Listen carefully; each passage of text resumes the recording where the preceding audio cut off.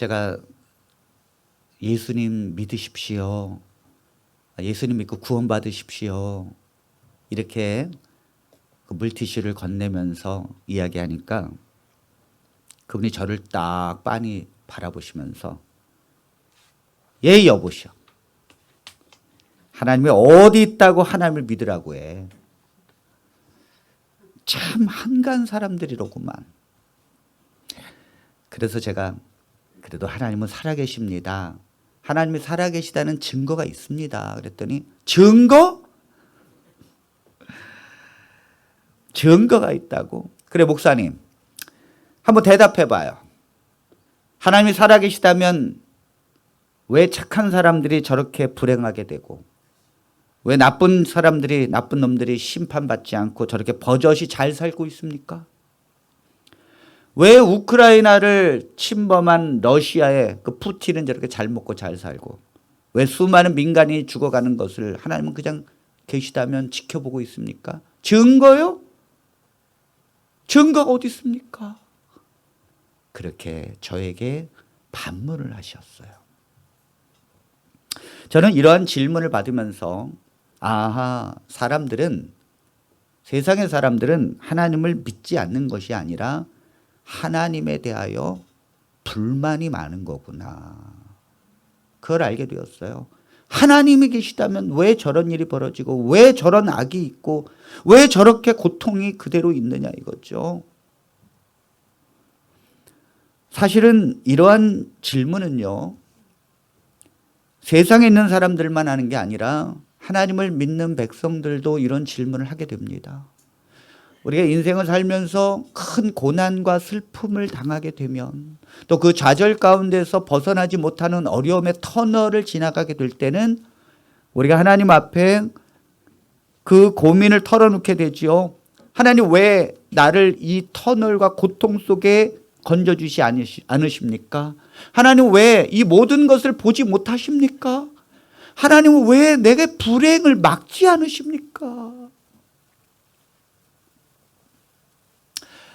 지난 화요일 날 아침 일찍 전화를 제가 받게 되었어요. 이게 아침 일찍이나 아니면 밤늦게 전화를 받으면 좀 불안합니다. 아니라 다를까 우리 여기에 같이 멤버인 1년에 한 2번 오시는 박종현 집사님이 저 김제에 사시는데 어젯밤에 장모님 장인어른이 시골에서 농사를 마치고 오토바이 타고 두 분이 오다가 자기들이 보는 앞에서 횡단보도를 못 건너서 음주운전을 하고 있는 트럭에 의해서 그 자리에서 숨을 거두었습니다. 장인어른은 그 자리에서 숨을 거두시고 장모님은 온몸이 다 골절된 상태에서 중환실에 가서 좀 수술 중이다 하면서 전화가 왔어요.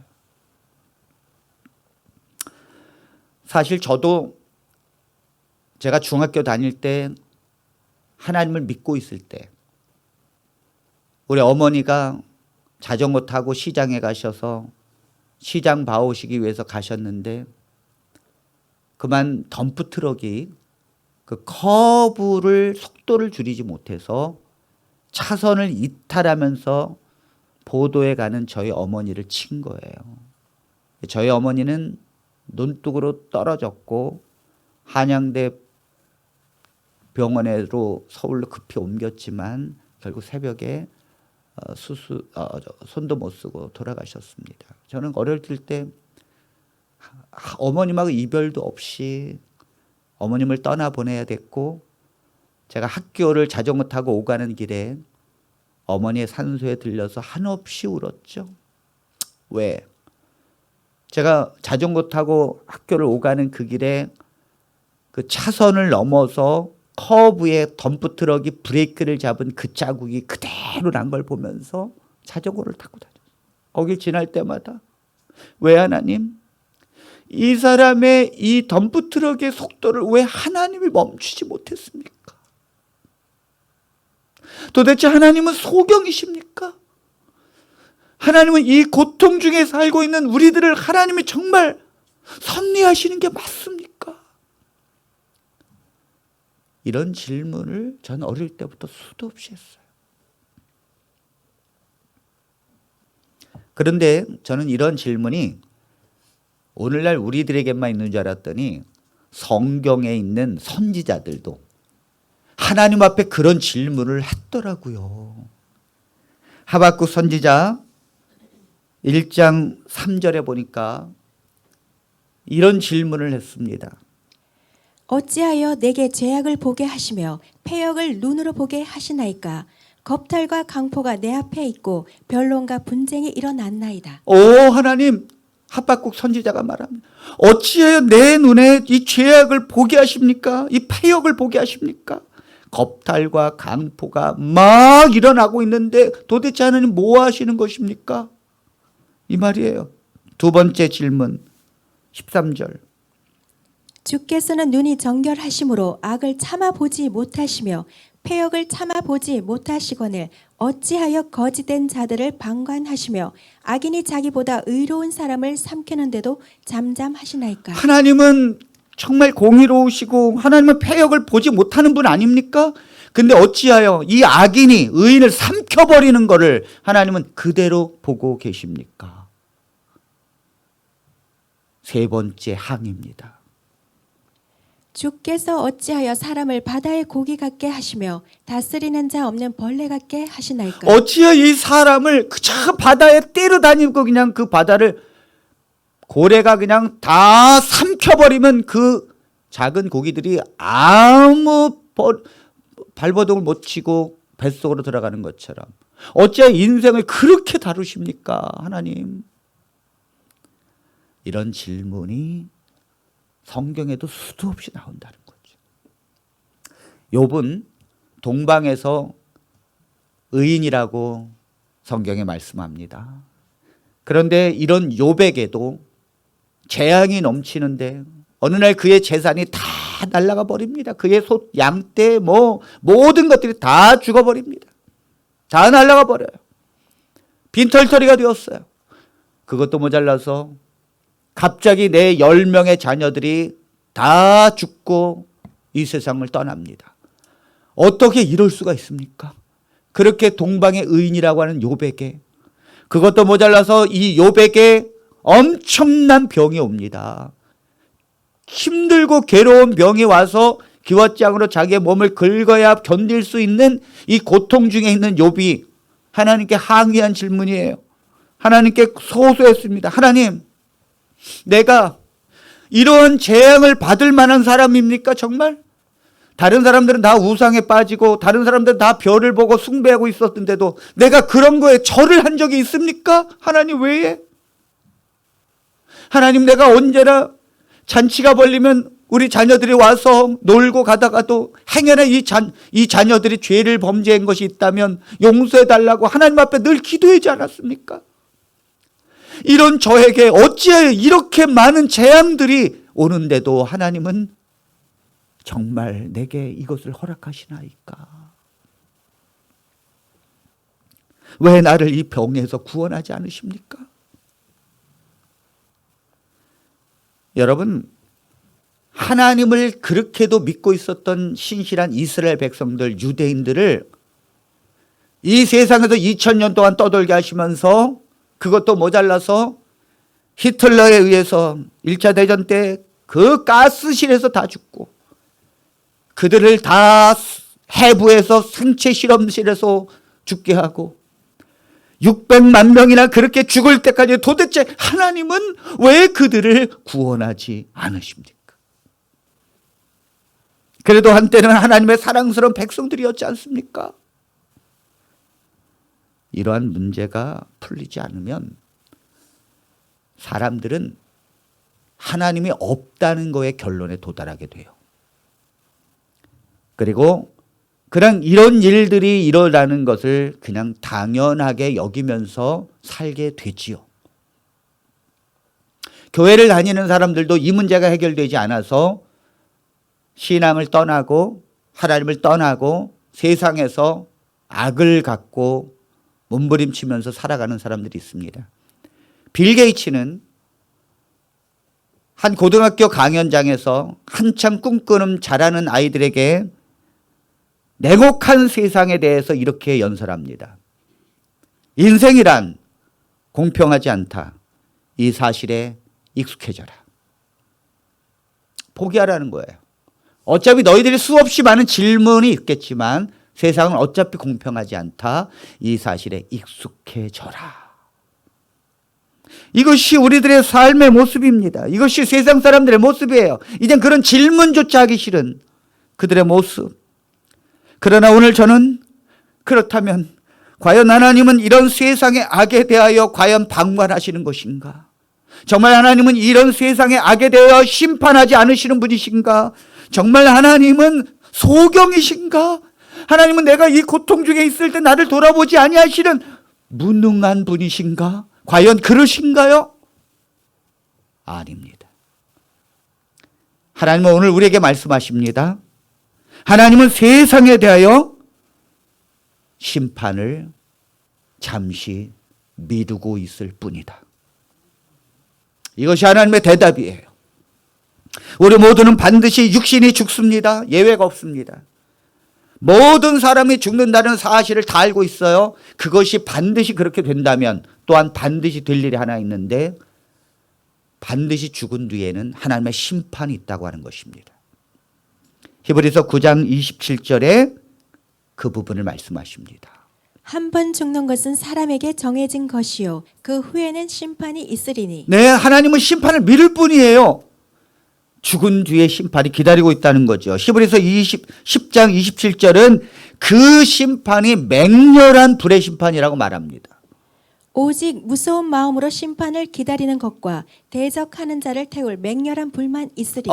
죽으면 그 심판이 기다리고 있는데 그 심판은 비교할 수 없는 맹렬한 불의 심판이 기다리고 있다는 거죠. 요한계시록 20장 13절은 특히 하나님의 백성을 미혹하여 거짓으로 가게 했던 심판이 나오는데 그 행위대로 될 거라고 말합니다.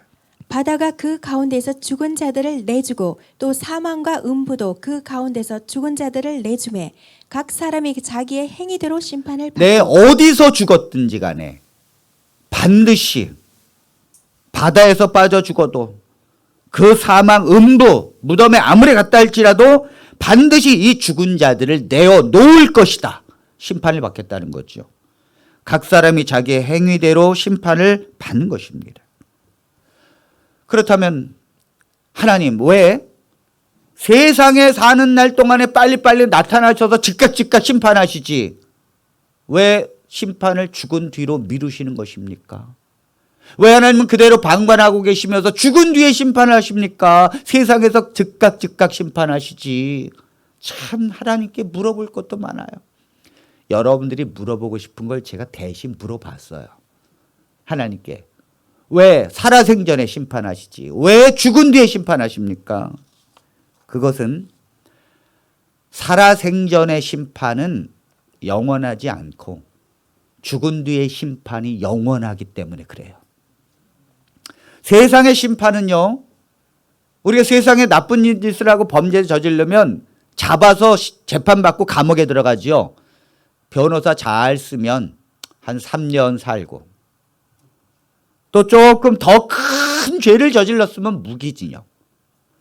그래봤자 더 큰 집행은 사형이잖아요. 죽으면 끝나는 거예요. 간단한 거죠. 이 세상에서는 재판받고 감옥에 들어가도 이것이 사는 날 동안만 몇 년 이루어지기 때문에 나오면 또다시 죄를 짓습니다. 이런 사람을 심판하고 다스려야 뭐합니까, 여러분? 그런데 여러분, 우리는 그것이 이루어지지 않는다고 우리는 불평을 해요. 하나님이 만일 이 세상에서 하나님이 우리가 사는 날 동안 심판한다 하면 사람을 다치게 하거나 병이 걸리거나 뭐 또 어떤 재앙을 맞는 것이 심판일 수도 있습니다. 그러나 그것이 이 세상에서 있는 동안만이라면 내가 죽어버리면 그 심판은 끝이에요. 그래서 연쇄살인범이라 수없이 많은 사람들이 그렇게 큰 죄를 짓고 잡히면요, 잡힐 것 같잖아요. 그럼 내가 감옥에서 사느니 차라리 죽어야지. 그래서 자살하는 거예요. 간단하니까. 자살하면 간단하잖아요. 하나님은 이렇게 심판하지 않는다는 거예요. 하나님은 그 심판의 형벌이 영원하겠다고 말씀하십니다. 그래서 죽은 뒤에 심판을 하는 것입니다. 그래서 죽은 뒤에. 하나님의 심판은 작은 것이 아니에요.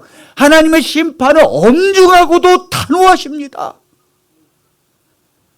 계시록 20장 10절에 있는 말씀을 봅니다. 또 그들을 미혹하는 마귀가 불과 유황못에 던져지니 거기는 그 짐승과 거짓 선지자도 있어 세세토록 밤낮 괴로움을 받으리라. 네, 거기 마귀 불과 유황못에 던져질 것이고 거기는 그 짐승과 거짓 선지자도 있다는 거예요. 거짓 선지자. 이 거짓 선지자 때문에 수많은 사람들이 거짓 길로 갔습니다. 거기는 세세토록 밤낮 괴로움을 받으리라. 공동 번역을 봅니다. 그들을 현혹시키던 그 악마도 불과 유황의 바다에 던져졌는데 그곳은 그 짐승과 거짓 예언자가 있는 곳입니다. 거기에는 그들은 영원 무궁토록 밤낮으로 괴로움을 당할 것입니다. 네, 죽음 뒤의 심판은요, 밤낮을 가리지 않고 지금은 그래도 낮에는 그렇게 가지만 밤에는 잠이라도 자지. 거기는 밤낮 잠도 없이 영원토록 괴로움을 당할 것이라고 말합니다. 하나님의 심판은요, 이 세상에서 왜 하나님 심판하지 않습니까? 왜 악을 저렇게 그대로 두십니까? 아니라니까요. 하나님은 그 심판을 죽음 뒤로 미루신 거고 모든 사람은 다 죽으니까. 하나님은 죽음 뒤에 기다리고 있어요. 이 세상에 사는 것이 얼마나 엄숙합니까? 그리고 그 죽음 뒤의 심판은 영원한 거예요. 문제는 이러한 영원한 심판이 악한 사람들에게만 있어야 되는데 이 모든 심판에 세상에 태어난 모든 사람들이 대상이라는 게 문제입니다. 이게 문제예요.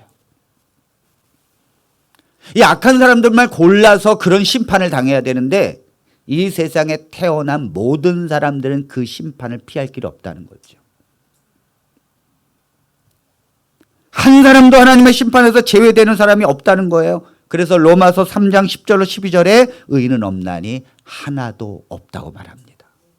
기록된 바 의인은 없나니 하나도 없으며 깨닫는 자도 없고 하나님을 찾는 자도 없고 다 치우쳐 함께 무익하게 되고 선을 행하는 자는 없나니 하나도 없도다. 의인이 없어요. 내가 하나님을 깨닫는 자도 없고 찾는 자도 없고 다 치우쳐버렸어요. 선을 행하는 자가 하나도 없어요. 이 세상에 선을 행하는 자 있으면 나와보라 그래. 아무도 없어요. 로마서 3장 23절에는 모든 사람이 죄를 범하였음에 하나님의 영광에 이르지 못하더니 모든 사람이 죄를 범했어요. 제가 가만히 보니까 적어도 남자가 이렇게 제대로 이렇게 멋있으려면 키가 185 정도는 돼야 될 것 같아요. 185 정도 되니까 남자가 균형이 딱 잡혀서 멋있더라고요. 근데 제가 거기서 좀 빠지는데 그래가지고 이 185 된 분들 보면 아유 제가 이게 좀 왜 저렇게 못 컸을까 그랬는데 제가 가만히 먼 데서 봤어요. 그랬더니 어차피 다 2m에서 빠지는 건 다 똑같더라고. 그러니까 그거 차이로 사람들은 도끼 객긴을 따지는데 어차피 다 2m에서 다 빠져요. 보니까 이 세상에 조금 더 큰 죄인이 있고 조금 나은 죄인이 있고 조금 더 큰 죄인이 있을 뿐이지 다 죄인이라는 거예요. 다 죄인이라는 거예요. 모든 사람이 다 하나님에 이르지 못했고 다 범죄했다는 거죠. 우리가 대통령이 장관이나 이제 국무총리를 임명하게 되면 검증을 하게 됩니다. 국회의원들이 청문회에 세워요. 그러면 먼지 털어서 안 나오는 사람이 어디 있습니까? 그냥 뭐 이것저것까지 자녀들 위장 전입을 했다, 뭐 했다 다 걸리는데 야 한두 가지가 아니더라고요. 그렇게 말하는 국회의원도 거기 딱 쓰면 또 걸릴까요? 안 걸릴까요? 다 걸리는 거예요. 예수님께서 요한복음 8장에 보면 간음 중에 잡힌 여자가 그 사람들이 돌로 쳐서 모세 율법에 의해서 죽이려고 했는데 예수님께서 말씀하십니다. 그 땅바닥에다가 글씨를 탁 쓰셔요. 이 글씨를 뭘 썼겠어요? 그 돌을 던져서 이 간음 중에 잡힌 여자를 죽이려고 하는 그 사람들, 그 숨겨진 죄들을 하나님은 아시기 때문에 그들의 죄를 거기다 썼겠죠. 그러니까 이 사람들이 돌을 쥐고 이 여자를 죽이려고 하다가 그 뭘 쓰나 봤더니 거기 내가 나만 지은 죄, 요거 아무도 모르는 거, 요걸 거기다 쓰시고 있는 거예요. 모든 사람의 죄를. 그러면서 주님이 말씀하십니다. 죄 없는 자가 먼저 돌로 치라. 아니, 죄 없는 자가 어디 있어? 내 죄가 거기 다 있는데. 그러니까 다 도망가는 거예요. 다 도망가는 거예요. 우리가 이 세상에 모든 사람이 다 죄인이고, 우리가 하나님 왜 저 악을 방관하십니까? 왜 하나님 이걸 해결하지 않으십니까? 라고 말하지만은 하나님은 모든 사람이 다 심판의 대상이었다. 모든 사람이 다 죄인이다. 그러므로 하나님께서는, 우리는 방금 하나님은 왜 모든 악과 옳지 못한 것, 그렇다면 좋습니다. 이 세상에 사는 날 동안 왜 불의 같은 거를 왜 그냥 방관하십니까? 왜 저렇게 푸틴이 우크라이나를 저렇게 침범하고 수많은 사람이 죽는데도 왜 하나님은 방관하시고 아무 일도 하지 않으십니까? 죽은 뒤에 심판 그것만 있습니까? 왜 개입하여 끝내지 않는가? 왜 아무런 조치도 하나님은 취하지 않는 것을 보니 하나님은 존재하지 않으시고 무능한 분 같습니다. 그러나 우리 하나님은 전능자이십니다. 하나님은 무능하신 분이 아니에요. 하나님은 모든 세상을 개입하십니다. 우리가 보여지는 게 다가 아닙니다. 우리는 그저 우리의 보여지는 것으로만 생각합니다. 그러나 이 세상을 흐름을 모든 주관하는 것은 하나님이시라고 말씀하십니다. 사단이 아무리 이 세상을 망쳐놓으려고 해도 하나님의 섭리 아래서 존재하는 거예요. 하나님은 전능자이십니다. 하나님은 세상의 왕을 세우기도 하고 패하기도 하십니다. 이 세상을 바벨론이 세상을 지배하게 될 때 바벨론을 이룬 느부갓네살 왕이 이 모든 나라를 평정하고 내가 세상을 지배한 것은 나의 위엄이 아니냐. 그러나 하나님 말씀하십니다. 다니엘을 통해서 그렇게 깨닫게 해도 왕이 못 깨달으니까 하나님이 이 느부갓네살 왕에게 정신을 나가게 해버렸어요. 정신을 나가게 해버리니까 이 느부갓네살 왕이 갑자기 미친 사람이 된 거예요. 사람 아무것도 아닙니다. 우리 저기 의사 선생님이 계시지만은 뇌 하나만 잘못되면 사람 그냥 미친 사람 됩니다. 아무것도 아니에요. 혈관 하나만 터지면요 그냥 끝나는 거예요. 그러니까 느부갓네살 왕이 짐승처럼 정신이 이상이 되니까 사람들이 왕이 있을 때는 우러러봤지만 정신이 나간 사람을 누가 우러러봅니까? 결국 그 왕국에서 쫓겨납니다. 저 들판에서 짐승처럼 삽니다. 머리가 풀어헤치고 짐승처럼 삽니다. 손톱이 길어지고요. 누가 깎아줍니까? 본인도 모르는데. 그렇게 살면서 하늘을 우러러봅니다. 7년 동안. 아, 내가 세상을 평정한 게 아니구나. 하나님이 계시구나. 나를 이렇게 끌어내리는 것도 순식간이구나, 하나님은. 그런 하늘을 우러러보면서 그 하나님을 인정하게 되는 순간 다시 그 정신을 돌아오게 하십니다. 할렐루야. 이 느부갓네살 왕이 그걸 깨닫고는 다시 정신이 돌아와요. 보니까 머리가 이렇게 막 컸어. 머리도 깎고 손톱도 깎고. 그리고 다시 왕궁에 오니까 사람들이 멀쩡해졌어. 그래도 다시 왕위를 복귀시킵니다. 하나님은 고레스 왕이라는 사람이 태어나기도 전에 이사야 선지자를 통하여 고레스가 태어날 것이다. 그리고 그가 이 세상의 전쟁을 이끌 것이다. 그가 가는 곳마다 승리할 것이다. 그리고 그는 하나님의 놀라우신 감동을 받게 될 것이다. 그래야 내 백성을 포로에서 돌아가라고 명령할 것이니라. 이 모든 것을 하시는 분은 하나님이시니라. 아멘. 하나님이요? 침묵하신다고요? 하나님이 모든 것을 보고 그냥 관망하신다고요? 아닙니다. 하나님은 이 모든 것을 섭리하시고 하나님이 이끄시고 그 악의 관영한 속에서도 하나님이 역사를 주관하십니다. 그게 하나님이에요.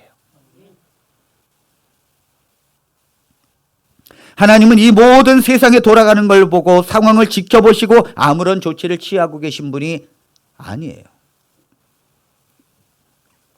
여러분, 이 세상의 불행과 고통과 그리고 저 악이 치닫고 있는 모든 것의 원인이 뭐냐면 죄 때문입니다. 죄 때문에 그렇게 하는 거예요.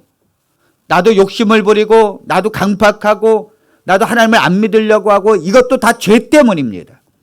이 죄 때문에 모든 악이 존재하는 거예요. 그래서 공평하지 않고 이 악이 관영한 것은 다 죄 때문입니다. 하나님의 말씀을 버리고 세상을 따라가고 하나님을 거역하고 하나님을 떠난 이 모든 죄, 이거에 대한 이 죄를, 원인을 하나님은 해결하신 거예요. 어떻게 해결하셨습니까? 하나님은 이걸 바람만 보고 있으셨습니까? 아닙니다. 하나님은 누구보다 적극적으로, 하나님은 이 모든 죄가 관영하게 될 때 하나님은 예수 그리스도께서 하늘의 본체를 버리시고 이 땅에 낮은 몸으로 오셔서 그 모든 악의 근원을, 죄를 자신에게로 돌리시면서 그 죄는 반드시 죽음으로써 다스려야 되는데 그 모든 세상 죄를 짊어지시고 예수님께서 죽음으로 죄값을 치르신 거예요. 할렐루야. 할렐루야. 하나님은 우리를 불쌍히 여기셔서 하나님은 모든 것을 이루시기 위해서 이 땅에 오셨어요. 요한복음 3장 16절에 이렇게 말씀하십니다. 하나님이 세상을 이처럼 사랑하사 독생자를 주셨으니 이는 그를 믿는 자마다 멸망하지 않고 영생을 얻게 하려 하심이라. 여러분, 모든 사람은요 다 죄인이고 그 죄인은 죽음 뒤에 심판이 기다리고 있고 그 심판은 영원한 불의 심판입니다. 지옥입니다. 하나님은 이 모든 것을 보시고 우리를 불쌍히 여기셔서 예수 그리스도의 독생자를 세상에 보내십니다. 그리고 그를 믿는 자마다 영생을 얻게 하려 하심이라. 하나님은 보고 가만히 지켜보시는 분이 아니에요. 하나님은 이 모든 것을 바꾸시고자 모든 것을 다루십니다. 그러므로 우리가 지은 죄 중에 가장 큰 죄는 도둑질이 아니에요. 간음하는 것이 아니에요. 사람을 죽이는 것이 가장 큰 죄가 아닙니다. 우리가 가질 수 있는 가장 큰 죄는 이 모든 죄에 대하여 하나님이 보좌를 버리시고 이 땅에 오셔서 모든 치욕을 대신하시고 나의 죄를 위하여 십자가에서 도말하시고 죽음으로써 치르신 예수 그리스도를 믿는 자마다 사는 것인데 그분을 안 믿는 것이 가장 큰 죄예요. 그 예수 그리스도를 거절하는 것이 가장 큰 죄예요. 저 히틀러보다, 김일성보다 더 큰 죄는 이런 하나님의 전지전능하심을 받아들이지 못하고 하나님의 이런 엄청난 사랑과 나를 구원하시려고 하는 이 은혜를 거절하는 것. 이것이 가장 큰 죄라는 것입니다. 그래서 성령이 우리에게 임할 때 가장 책망하는 것 중에 하나가 예수님을 믿지 않은 죄. 자, 요한복음 16장 7절로 9절입니다. 그러나 내가 너희에게 실상을 말하노니 내가 떠나가는 것이 너희에게 유익이라. 내가 떠나가지 아니하면 보혜사가 너희에게로 오시지 아니할 것이요 가면 내가 그를 너희에게로 보내리니 그가 와서 죄에 대하여 의에 대하여 심판에 대하여 세상을 책망하시리라. 죄에 대하여라 함은 그들이 나를 믿지 아니하며. 성령이 오셔서 우리를 책망하시는데 첫 번째 죄에 대하여 책망할 것이다. 너의 죄를 십자가에서 짊어지시고 해결하신 예수 그리스도를 믿지 않은 것을 책망하게 될 것이다. 여러분, 마태복음 12장 32절은 모든 건 용서받을 수 있지만 성령을 거역한 것은 용서받을 수 없다고 말합니다. 또 누구든지 말로 인자를 거역하면 사하심을 얻되 누구든지 말로 성령을 거역하면 이 세상과 오는 세상에서도 사하심을 얻지 못하리라. 여러분, 성령 하나님은 우리에게 호소하십니다. 우리의 심령에 오셔서 우리에게 호소하십니다. 너의 강팍함을 버려라. 너의 아둔함을 버려라. 그리고 천지를 창조하신 하나님을 믿으라. 그리고 그 하나님이 나를 사랑한다는 것을 받아들이라. 그 하나님이 너를 어떻게 너를 죽기까지 사랑하시고 너의 죄를 해결하시며 그분이 너를 속죄하신 것을 믿고 영접하라. 예수님을 믿고 영생을 받으라. 이렇게 성령이 호소하십니다. 그런데 그걸 자꾸 거절해요. 자꾸 그 성령을 거절해요. 자꾸 거짓을 쫓아가고 강팍함으로 하나님께 불만을 갖고 안 합니다. 이것은 용서받을 수 없다는 거예요.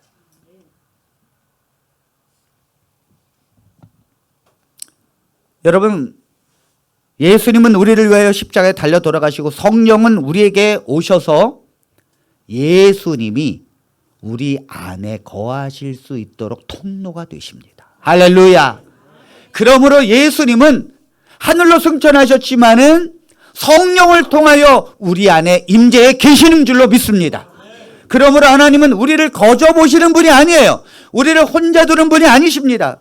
하나님은 우리와 이 세상에서 동행하기를 원하십니다. 예수님께서 말씀하셨습니다. 내가 너희를 고아와 같이 버려두지 아니할 것이라. 내가 다시 와서 내가 너희를 내게로 영접할 것이다. 그러므로 성령을 받은 제자들은 예수님이 나와 함께하고 계신 걸 믿었습니다. 내 안에서 예수 그리스도가 살아계시다는 걸 알게 됐어요. 예수님은 우리와 영원히 동행하십니다. 믿는 성도들과 함께 이 세상에서 영원히 함께 하십니다. 한 그리스도인이 꿈을 꾸었습니다. 그때는 한 천사가 이 그리스도인 손을 잡고 예수님에게로 인도를 해 주었어요. 이 천사의 손을 이끌려서 한 그리스도인이 예수님에게 갔는데 예수님이 환한 얼굴로 맞이해 주시면서 예수님이 이 세상에 내가 있을 때, 그리스도인이 있을 때 얼마나 함께 해 주셨는지를 보여주시는데 한 바닷가에 발자국으로 보여주셨어요. 바닷가의 그 모래사장의 발자국을 내 인생길을 보여주신 것입니다. 쭉 보는데 거기에 두 사람이 걸어간 발자국이 나란히 이렇게 있는 것입니다. 아, 이 사람은 알았죠. 아, 저 발자국이 내가 인생을 살아온 발자국이구나. 이걸 알았어요. 그런데 발자국이 하나가 있는 게 아니라 두 개가 있는 거예요. 저 두 개가 뭡니까? 그랬더니 하나는 너의 발자국이고 하나는 내가 항상 너 옆에서 함께했던 발자국이다. 할렐루야. 아, 그렇구나. 하나님은 언제나 나와 함께 해주셨구나. 그런데 이 발자국이 쭉 가다가 두 개의 발자국이 가다가 어느 순간에 발자국이 하나만 있었어요.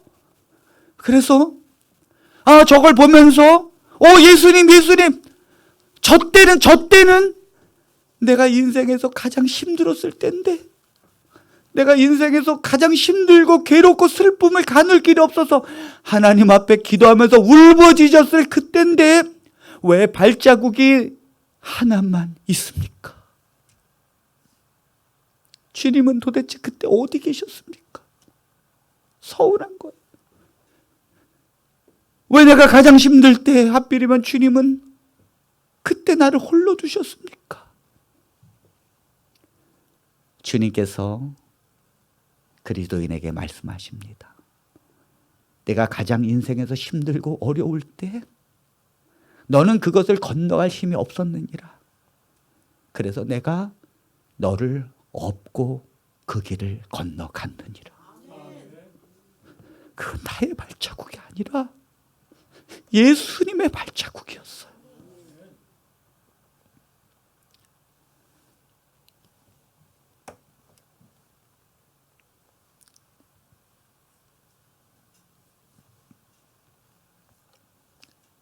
하나님은 우리의 삶에 침묵하시는 분이 아니십니다. 하나님은 뭐 하십니까? 그렇게 물을 때 하나님은 아무것도 하지 않으시는 분이 아니에요. 만약 하나님이 개입하지 않으셨다면 세상은 벌써 멸망했어요.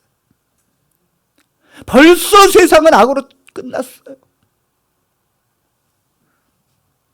많은 사람을 마음을 변화시키시고 하나님을 믿게 하시며 선으로 인도하시는 성령이 있기 때문에 지금도 우리가 이 자리에 있는 줄로 믿습니다. 하나님은 오래전부터 우리의 살 길을 계획해 놓으셨는데 만일 사람을 지으시고 그들이 만일 죄를 지어서 멸망하고 사망에 이르게 되어졌을 때 하나님은 우리가 창조하기도 전에 하늘에서 세 분의 하나님이 평화의 의논을 하십니다. 만일 그렇다면 예수 그리스도께서 내가 저들의 땅으로 가서 저들의 육신으로 되어서 저들의 모든 죄를 짊어지고 그 죄값을 내가 치르겠습니다. 그리고 성령 하나님이 말씀하십니다. 내가 시대마다 그리스도의 십자가의 죽음을 믿게 할 것이며 그들의 마음을 강팍하게 한 것을 녹일 것이며 예수 그리스도를 영접하여 구원을 받을 수 있도록 내적인 확신을 주고 복음을 증거하게 할 거라고. 그래야 아버지 하나님께서는 예수를 믿는 모든 자마다 성령으로 하는 거듭난 자마다 하나님께서 심판에 이르지 아니하고 그를 영원한 하나님의 자녀로 삼아주실 것을 작정하셨습니다. 이걸 이미 우리가 태어나기도 전에 주님은 계획해 놓으셨고 모든 하나님의 섭리로 인도해 주신 것으로 믿습니다. 하나님은 방관하는 분이 아니십니다. 하나님은 침묵하는 분이 아니십니다. 하나님은 누구보다도 개입하십니다. 왜 예수님을 믿지 않는 죄가 가장 큰 죄인가? 그리고 예수님을 영접하고 믿으라는 성령의 호소를 거절하는 죄가 용서받지 못하는가? 하나님은 우리의 모든 것에 잔치를 배설해 놓았기 때문에 그래요. 이 부모가 엄마가 하나밖에 없는 아들의 생일을 맞이하기 위해서 그 생일 잔치를 해주려고 그냥 전을 부치고 아이고 이놈이 좋아한 거 이 파전을 좋아했지 하면서 전을 부치고 그 다음에 이 아들을 위해서 아이고 이 녀석이 좋아했던 잡채를 하고 이 녀석이 좋아했던 된장국을 끓이고 이 녀석이 좋아했던 그 모든 잔치를 준비해 놨는데 이 아들이 오지 않는다면 가장 서운한 거죠. 하나님의 십자가가 뭐냐고요? 하나님이 우리를 하나님의 품으로 인도하는 잔치예요. 그 잔치를 한 거거든요. 올 수 있도록 마련해 놓은 거거든요. 누구든지 하나님에게로 올 수 있도록 하나님의 품에 안길 수 있도록 그 십자가를 붙드는 사람마다 하나님의 은혜의 품에 넘칠 줄로 믿습니다. 하나님의 풀어놓은 잔치예요. 우리는 먹고 마시고 기뻐하면서 구원을 주신 하나님께 영광을 돌리고 그 하나님을 찬양하는 것이 예배인 줄로 믿습니다. 우리는 바로 그 한 사람입니다. 하나님은 여러분 한 사람 한 사람을 구원하기 위하여 하나님 그 대가를 치르시고 잔치를 마련해 놓으신 것입니다.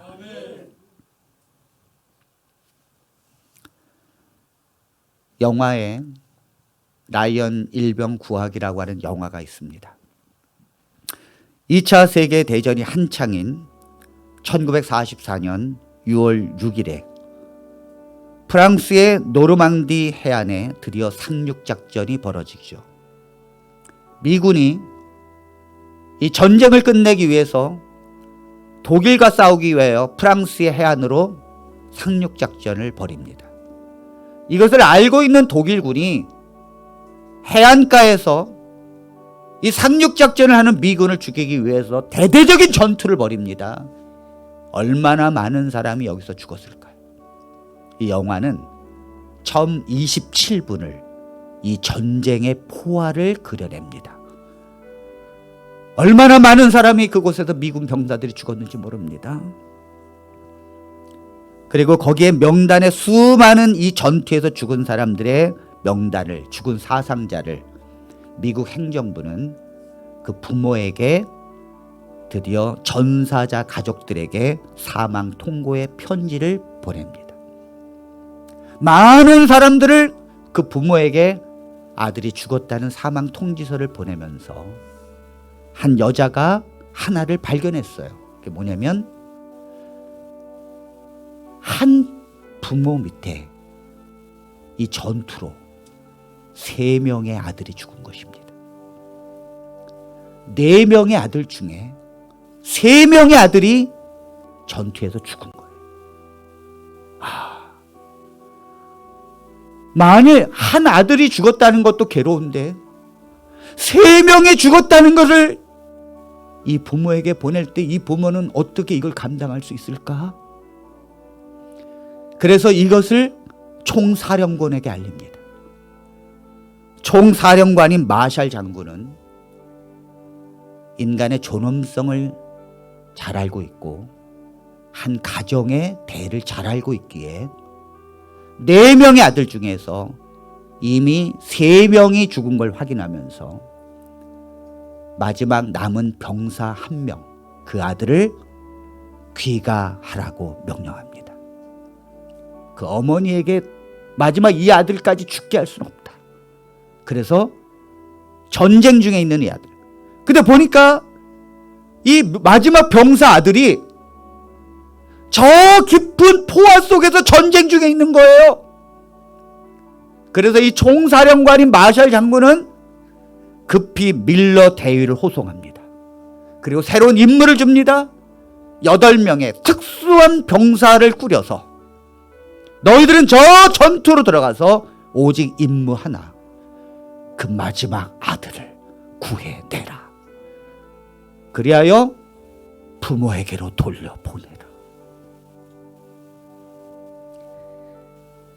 이 밀러 대위는 8명의 정예 부대를 이끌고 그 포화 속으로 들어갑니다. 그리고는 라이언 일병을 찾습니다. 마지막 남은 라이언 일병 어디 있느냐? 그가 어디 있느냐? 라이언 일병. 그 라이언 일병을 찾기 위해서 전투 중에 8명 중에 많은 사람이 죽고 마지막으로 대장인 밀러 대위가 숨을 거둡니다. 그리고 마침내 당신을 빨리 귀가하라는 명령을 전해주고 라이언 일병은 귀가하게 됩니다. 그 중에 이 죽어가는 동료를, 8명 중에 죽어가는 동료를 보면서 이 대장 대위에게 묻습니다. 도대체 저 사람이 뭐길래 우리가 이렇게 희생을 하면서 저 한 사람을 구해야 된단 말입니까? 그때 밀러 대위는 저 사람은 우리에게 볼 때 아무것도 아니지만, 그저 일병에 불과하지만 한 가정에 없어서는 안 될 독자이기 때문이다. 이 영화는 실제로 2차 대전 중에 있었던 일로 뉴욕 출신으로 2차 대전에 참여한 닐란드가의 4형제 중에 3형제가 노르망디와 미얀마 전선에서 사망하자 미군은 종군 목사 프란시스 샘슨을 파견해서 마지막으로 남은 한 사람 프리츠 닐란드를 본국으로 귀환하라는 명령을 받으면서 실제로 일어난 일입니다. 이걸 영화한 거예요. 사랑하는 성도 여러분, 하나님 아버지는 독생자이신 예수 그리스도를 세상에 보내시어 희생시키셨습니다. 왜냐하면 또 다른 하나님의 독자를 살리기 위해서입니다. 여러분과 저는 예수를 희생시키면서까지 살려야 할 하나님의 마지막 독자가 바로 여러분과 저입니다. 하나님께서는 꼭 살려야만 하는 나이언 일병이 그게 바로